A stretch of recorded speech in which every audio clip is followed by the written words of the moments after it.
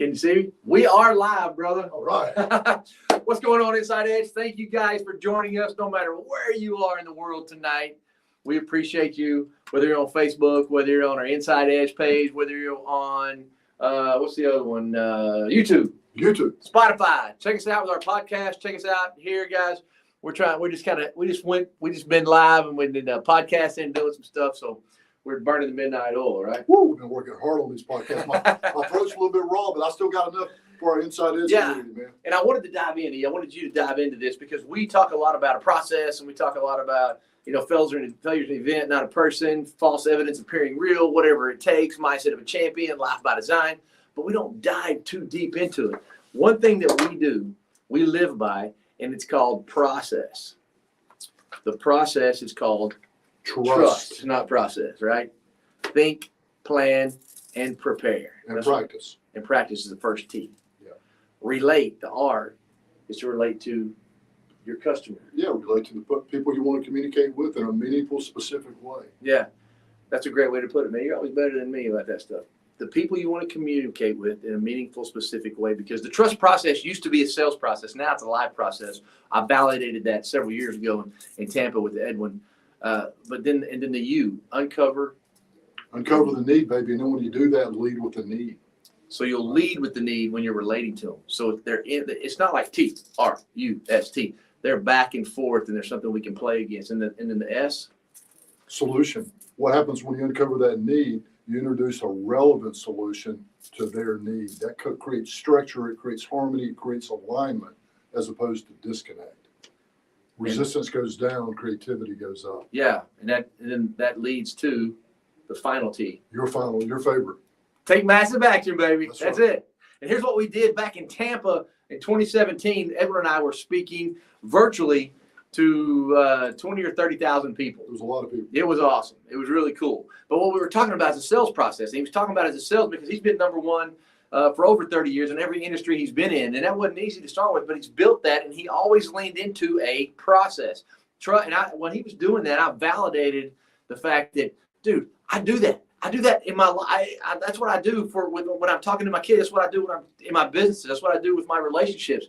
I think, plan, and prepare. And then I try to relate to the person to uncover the need. And then we go back and forth relating and uncovering and showing the needs that possibly both of us could come along beside each other and offer a solution for them and to take massive action. Now, I will tell you this, though. I was like, I do that. It feels good when you validate. Well, here's what I was doing.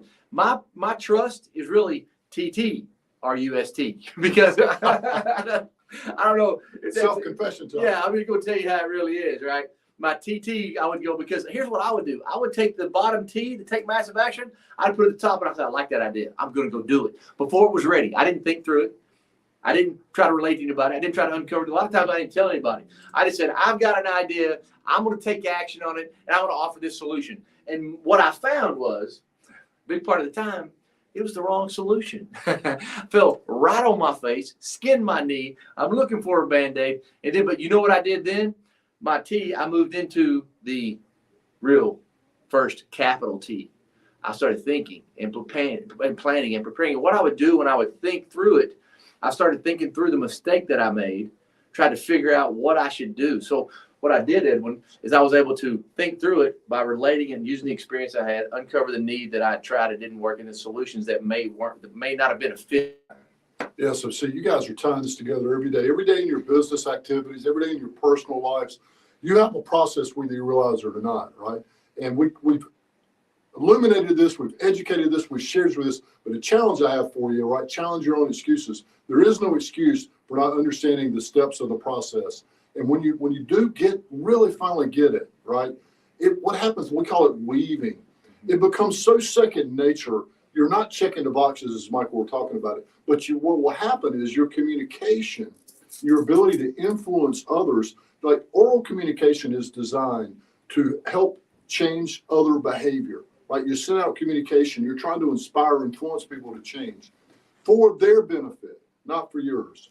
So when you have a process like that, and now that you understand it, we're going to encourage you, man, start weaving that process into your education. Start checking a little bit mentally. What will happen is you won't have to check the boxes. It will then become organic or natural for you. But the byproduct of that is people are going to say, They're going to give you more information because you'll be asking better questions. You'll also be a more reflective, intentional listener. That brings things full circle. The more I listen, the more I learn, the better questions I ask. The better questions I ask, the more need I illuminate. The more need I illuminate, the more relevant my solution becomes, which creates more opportunities for me. And then I create more massive action. You guys see what happens here? Feel that weave? A rhythm comes from having a process. And there is not a better one than trust. And Michael and I can help you in that. We teach a full course in trust that you're spending a full day, but we'll make it interactive for you. And really, you need to do that. You need to go that next step. But today was just designed to inspire you and remind you of something we talk about so frequently. So you may have even done it today. We started talking about it. Michael started ripping on it. You go, oh yeah, I've heard that before. No, don't lean back. Lean in and spend more time. Right? Get it closer to you. Let it get ingrained inside you. Sow those seeds of trust inside you. And man, you'll be glad you did.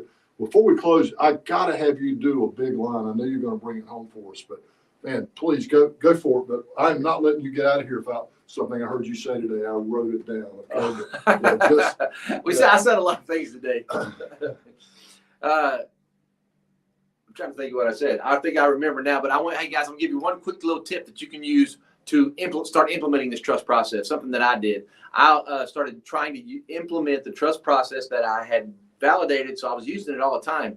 But after some of my conversations, after some of my, whether professionally, whether as a leader to my staff, whether they're as a salesperson to a customer, whether it was internal or external, whether it was with my wife, with the relationship that I have, I would go back and review in my mind and look at the trust process and say, well, I definitely go in there and I think about it before I did it.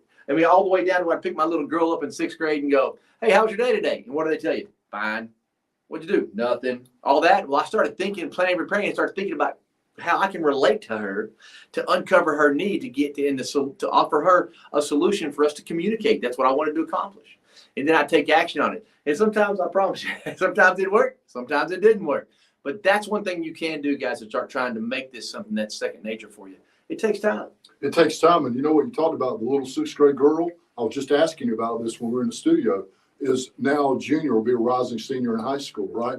The days are long, but the years go fast, right? Right? Man, the years do go fast. So that ties you back to this process. Now, has your communication with Lily exponentially better 5 years now removed from understanding that? It's gotten better to the fact that she knows what trust means now. Yeah. So even 2 days ago, we were talking about something she's doing, she's going to go do. And I said, you've been there, you've done it, you have a process for it. Now, what you and I need to do is sit down and think about it, plan and prepare what you want to do. So when you go talk to them, you're relating to what they need. They uncover the need that they need so you can offer the solution to take action on.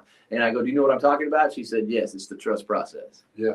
So when she gets older, she's going to be lenient. You know, it weaves into all parts of your life too, Michael, because, hey, you're out there and you're listening today and you're in business. You should have a brand, right? Difference between marketing and branding, right? You should have a brand. Well, a process accentuates your brand, right? So having a trust process will take everything you do and make it better. And you never arrive. You know, I talk to people about process a lot. Michael and I talk about it a lot. We share it a lot. But I ask them, I say, you know what? I am evaluating my process. Even though those letters haven't changed, it has evolved. I'm constantly tweaking, fine-tuning my process, right? That's how you get to the front of the pack. You're always fine-tuning. There you go, guys. That's a deeper look into the trust process that we use. We're here today. We're planning, preparing, and putting things out there for you guys, trying to help you guys relate, uncover the need. And I do want to say one thing really quick. I mean, we talk about failure. It's not the fact that you fail. I mean, I'm just telling you right now. It's the fact that you are low. You are aiming too low. Yes. Think about that. It's not that you tried and sucked. It's not that you tried and skinned your knee. It's not that you tried and failed. It's not that you tried and were laughed at or shunned or whatever. That doesn't matter. Failure is an event. It's not who you are. It's something that happens to you. And you've got to start winning. We have to make a decision today, right now. What you need to do is start winning. What's important now? Make a decision when you wake up in the morning. This is going to be a great day. I'm going to make it a great day. Speaking of Lily, every time I leave, I say, make it a great day. Don't go out and have a great day. Make it a great day. You're the one that needs to start winning. We have to start winning now. And if you think it's tough to win, if you think the price of winning is tough, Wait until you get the bill for regret. Mm. Regret. That's powerful. Let's start winning, guys. Appreciate you. Play hard, have fun, and above all else, make it count. We're here in Dallas, Texas, baby. Bam. Good to see y'all. Appreciate you. See you guys. See ya.